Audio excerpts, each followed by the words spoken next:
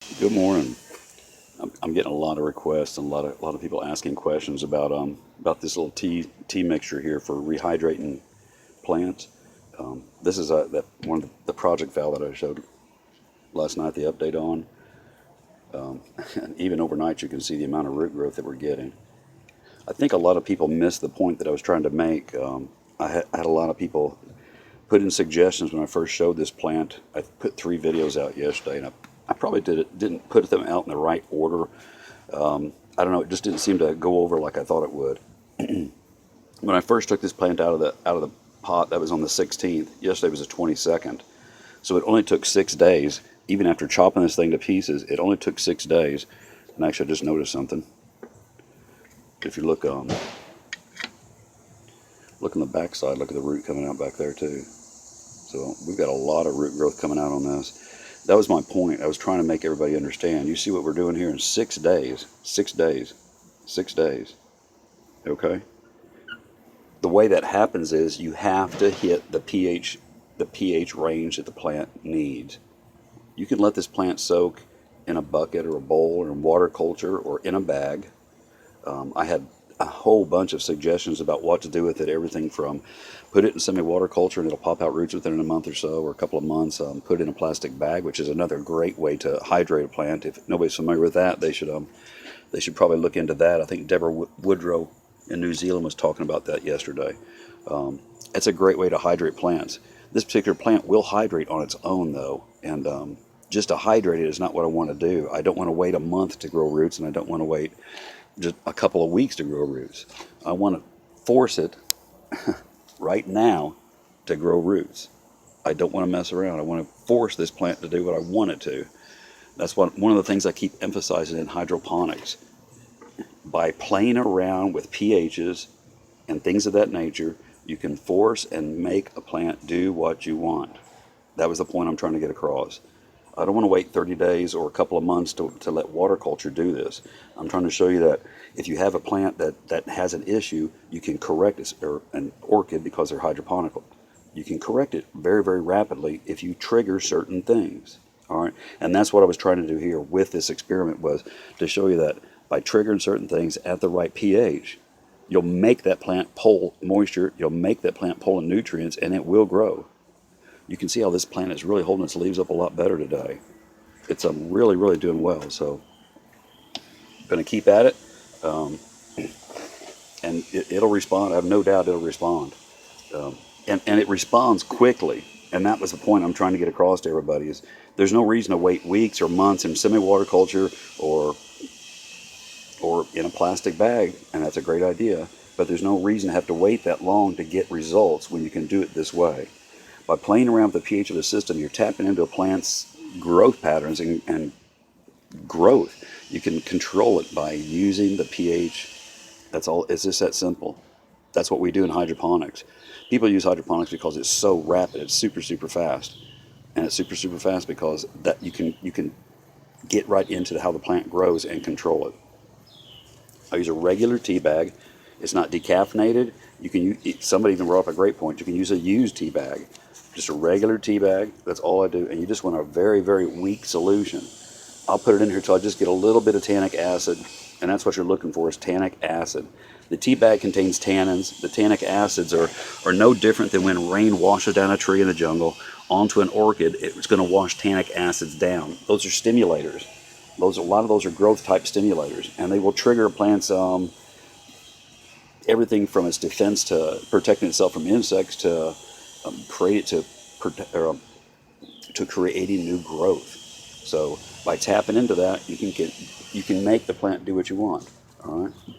Anyway, pH.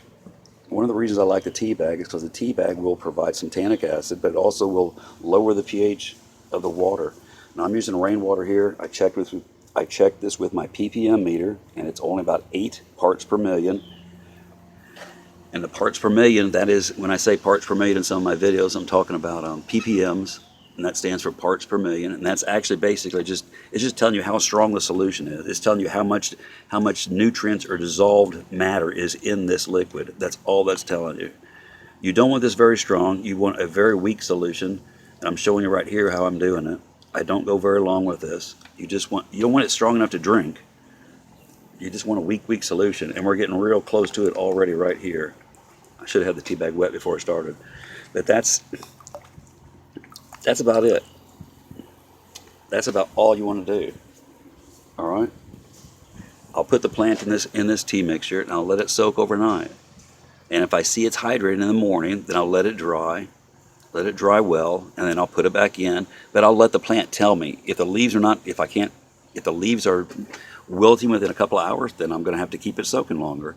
If it'll last 5 or 6 hours without it wilting again, then I'll let it dry during that 5 or 6 hours. It's important to get the wet, dry cycle, though. It's important. That's part of the growth process. All right. Anytime I'll give you an example. When orchids are growing, they go through the wet, dry process. That's just like it is in nature. Every time a plant goes through a wet, dry process, it grows a little bit. Every time it grows a little bit. Wet, dry, it grows a little bit. Wet, dry, it grows a little bit. If your wet process, like you're using bark, and your wet process lasts for 10 days before it gets dry, and then it's wet for 10 days, and then it gets dry, you see how slow your growth process is going to be? Slow growth process. It's going to grow every time it gets that, but you're only growing 4 times a month if it takes a week for it to dry out. When it dries out every couple of days, it grows every couple of days. See what I mean? If I'm getting 20 growth cycles per month because I'm drying out every 3 days versus 4 because I'm only drying out once a week, I'm growing a whole lot faster. I hope that makes sense too. That's important to realize when you're in plant growth. Okay? Now, the only other thing different I will do to this is I will add some lemon juice occasionally to this. Potassium, which is in the lemon juice, and I'm only talking about a couple of drops. This is just a bowl. You see how big this is? That's how much tea I'm going to put in it. And I may only put about 4 or 5 drops of lemon juice. That's it. You don't need to not a big lemon, not a big gulp, not a big pour or anything. Drops, 4 or 5 drops. The potassium in the lemon juice potassium is one of those catalyst minerals. It kind of brings everything together. It kind of makes things work right. And when a plant is really stressed or under some dire circumstances, potassium is one of those things that helps it. All right, just without getting into a whole lot of the details. So by adding a couple of drops of lemon juice, you can also help trigger things as well. Now this plant is not having a problem hydrating, so I'm not going to use lemon juice right now. All thing I'm going to do is soak it in the tea mixture, and it has been soaking. It's soaked for about 4 or 5 days, and I noticed it was at that point. I noticed it was hydrating and doing fine, so I put it on the piece of wood, mounted it, and that only took 6 days to get roots pushed out. And this was after cutting the bottom off, and you saw in the previous video, number 2 video, there's 3 videos of this. All right.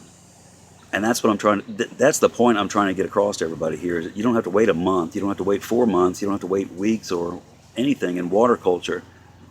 If you know what you're doing as far as pH and how a plant grows, and that's what we're trying to teach you here, how to grow, you can trigger these things at when you want them to. Don't wait for the plant to grow. Tell it when you want it to grow.